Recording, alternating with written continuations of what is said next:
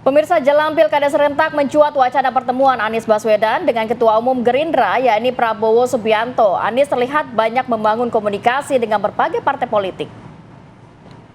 Anies Baswedan disebut-sebut akan membuka peluang untuk bertemu dengan Presiden terpilih Prabowo Subianto dan juga Ketua Umum Partai Gerindra. Anies mengatakan pentingnya membangun dialog dengan berbagai pihak, terutama para pemimpin partai politik. Terkait pertemuan antara Anies dan Prabowo, Sekjen Gerindra Ahmad Muzani buka suara dan mengaku belum mendengar adanya permintaan pertemuan tersebut.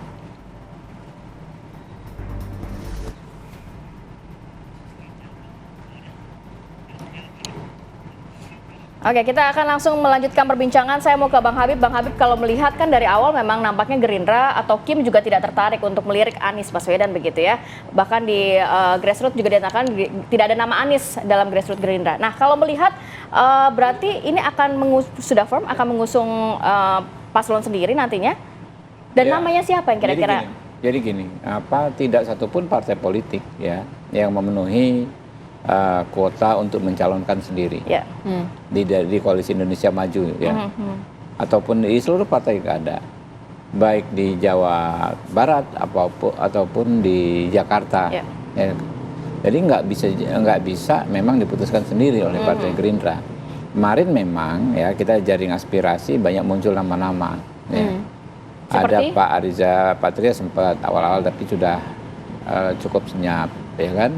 Lalu ada Mbak Rahayu Saraswati, ada Mas Budi Jiwandono, sempat muncul juga Pak Ridwan Kamil. Ada latar belakangnya juga, bukan muncul tiba-tiba Pak Ridwan Kamil, karena kan rakyat mendengar, konstituen kami mendengar Pak Ridwan Kamil itu mendapat surat tugas untuk juga Jawa Barat dan Jakarta, maju di Jakarta, dan juga ada informasi-informasi soal pemasangan billboard OTW itu Jakarta. Ya, lalu ada juga komunikasi interpersonal beberapa tokoh ya, misalnya dengan Pak Ridwan Kamil yang juga mengatakan bahwa sepertinya akan ada penugasan untuk maju di Jakarta. Mbak Gayung bersambutlah, di bawah pun muncil namanya, gitu kan ya. Dan kalau Pak Anies kan memang nggak muncul, mungkin ada residu kontestasi Pilpres, ada kekecewaan juga dengan performa, karena kan masyarakat Jakarta ini masyarakat yang sangat kritis, sangat rasional.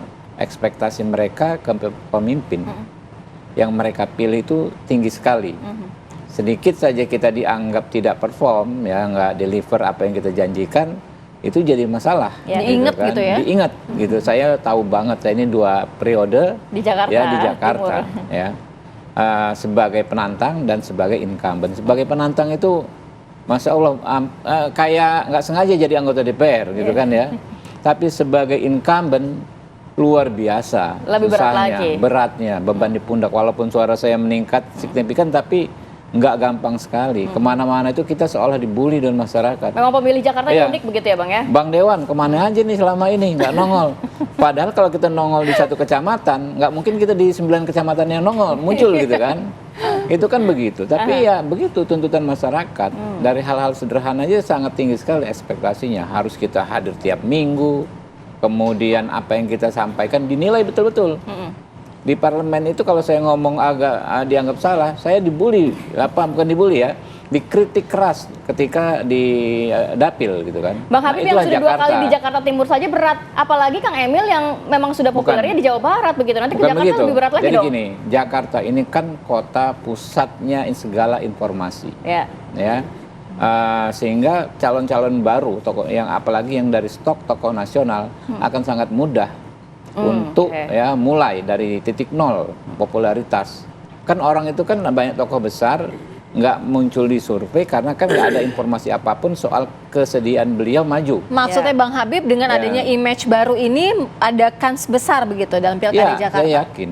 Ya, Ridwan Kamil dalam konteks tokoh nasional kan dikenal semua masyarakat Indonesia, apalagi masyarakat Jakarta. Tempatnya pusat informasi baik media sosial maupun media mainstream. Nggak perlu lagi beliau banyak memperkenalkan diri soal latar belakang kinerjanya, ya. Tapi baru dalam konteks pemerintahan Jakarta, ya itu yang penting, gitu loh. Dia nggak punya beban janji-janji yang tidak terpenuhi di Jakarta, tidak punya beban konflik-konflik lama yang pernah terjadi di Jakarta. Beban masa lalu ya? Beban masa lalu di Jakarta dia nggak ada. Kalau di Jawa Barat kan masyarakat Jakarta kan melihatnya dari jauh kan ya, melihat prestasi-prestasinya gitu. Jadi lebih menurut saya sosok-sosok seperti Ridwan Kamil ini berpeluang untuk kompetitif setidaknya kalau lawan misalnya. Selain RK adalah nama lain nggak sih kira-kira dari Kim sendiri Bang? Mungkin ya dari teman-teman ada nama lain, saya susah kalau menyebut satu demi satu, nanti nggak fair juga, nanti nggak kesebut agak gimana gitu kan ya. Tapi soalnya sebelah kayaknya udah firm gitu kan. Masuk akal kalau akan ada nama baru. Ya nggak perlu, saya katakan ke teman-teman di Kim ya, kita nggak perlu khawatir kok misalnya memulai dari nol untuk sosialisasi. Jakarta ini kan cuma berapa ribu hektar ya, luasnya kecil sekali, nggak kayak misalnya Sumatera Barat ya. Kalau mau sosialisasi harus ke ujung gunung yang di sana, ke ujung pantai yang di sana. Effort juga bisa ya. Infrastruktur fisik, infrastruktur sosial media di Jakarta ini perfect mungkin ya. Kita ngomong sedikit orang di ujung sana udah tahu. Ya viral. Saya mau ketemu 2,8 juta konstituen saya itu cuma di 10 kecamatan. Anda kalau ke daerah lain itu 20 kabupaten, 15 kabupaten, 12 kabupaten luas gitu. Sekali wilayahnya ya. Bisa ratusan kecamatan. Jadi kita sebentar ketemu bisa ketemu ribuan orang gitu loh di Jakarta. Jadi gampang sekali kalau kejar popularitas dan kerja-kerja serius mengejar elektabilitas di Jakarta. Baik. Kalau Mas Ipang sendiri melihatnya bagaimana nih Mas Ipang dengan PKS yang mengusung Anies Baswedan dan Sohibul Iman? Ini kira-kira partai-partai mana yang diperkirakan akan segera merapat? Atau jangan-jangan memang pintu tertutup gitu? Iya, sebenarnya begini Mbak Sira, alasan orang bergabung di dalam koalisi atau maksud saya konteks ini partai politik itu 3 hal. Pertama, potensi bandwagon efek ya, potensi untuk menang. Karena sesungguhnya partai politik itu kan ingin berkuasa, ingin memenangkan. Nggak ada partai politik mengusung kadernya untuk kalah atau mengusung calon gubernur untuk kalah, kan nggak ada sebetulnya. Nah, sejauh mana potensi dua sosok ini, karena ini bicara pilkada itu bicara sosok, bukan bicara partai pengusung, ketokohan. Walaupun memang instrumen partai pengusung nggak bisa dianggap kita buang begitu saja, karena DNA center of kandidat atau based on-nya personalisasi kandidat itu DNA-nya besar. Kalau ditanya apa alasan ibu memilih calon kepala daerah, dia tanya apakah karena partai pengusung atau karena figur. Nah, cenderung jawabannya itu 86% itu karena figur, bukan karena partai pengusung. Ada 16% itu faktor partai pengusung. Biasanya yang partai ID-nya tinggi, membership, partisanship. Artinya orang yang merasa dekat dengan partai, baik secara psikologis maupun secara ideologis. Jadi dia milih bukan karena figurnya, tapi karena partai pengusungnya. Kan itu terjadi di Republik di Amerika Serikat kan. Dia memilih Trump bukan karena dia senang sama Trump, ya bukan, dia tahu Trump punya kelemahan. Tapi apa boleh buat, karena Trump didusung oleh Republik. Kalau militansi terhadap partainya itu dia militansi terhadap dari keluarga dari zaman dulunya milih Republik, dia akhirnya menjatuhkan pilihan memilih karena partai pengusungnya gitu. Nah, yang kedua adalah konteksnya adalah lem perekat orang berkoalisi itu adalah tentu saja adalah persamaan mutual understanding. Persamaan kepentingan, titik persamaan kepentingan harus ketemu dulu. Nah, sebenarnya secara chemistry politik hari ini iklimnya itu kelihatan bahwa Kim itu sudah siap menyiapkan lawan tanding yang berani melawan Anies. Kim ini kan adalah koalisi Indonesia Maju. Dan di situ ada Pak Prabowo, di situ ada Pak Jokowi. Nah, saya mencermati adanya Ridwan Kamil itu adalah lawan tanding yang dianggap sepadan, dengan yang sebanding untuk melawan Anies Baswedan. Sementara Anies Baswedan itu dianggap representasi sampling frame dari koalisi perubahan. Dan di situ tentu ada kelihatan chemistry-nya, ada PKS, ada Nasdem, ada PKB gitu. Nah, jadi ada orang mengatakan, oh ini nggak ada residu pilpres, tapi ada juga yang mengatakan sebagian ini masih ada residu pilpres ke DKI. Yang bikin penasaran kalau residu pilpres juga terjadi di pilkada Jakarta begitu ya, Kim, kemudian juga ada PKB, PKS dan juga Nasdem. Lantas apakah ada poros ketiga? PDIP nanti akan kemana? Lebih berat ke PKS kah atau ke Kimnya nih? Itu sepanjang pertama kan ketika kita tanya apa alasan orang memilih calon gubernur tadi ya, itu kan pertama sampai sejauh ini mereka belum menentukan pilihan. Itu karena memang nggak ada sosok itu yang mereka hadirkan. Tapi tadi kata Bang Habib ada kok beberapa yang potensial. Yang poros ketiga ini belum muncul. Karena Bang Habib tadi bilang kan memang nggak butuh lama di Jakarta untuk memperkenalkan, maksudnya bukan dari KM 0 ya, namanya 0 km, tetapi siapapun kalau dia potensial itu untuk mensosialisasikan, untuk memunculkan figur baru, itu sangat mudah di Jakarta. Di poros ketiga bukan ada mantan gubernur juga, dan juga mungkin menteri yang potensial nantinya untuk diusung. Nah, sangat memungkinkan kalau justru kita Mbak Rati senang ada 3 poros.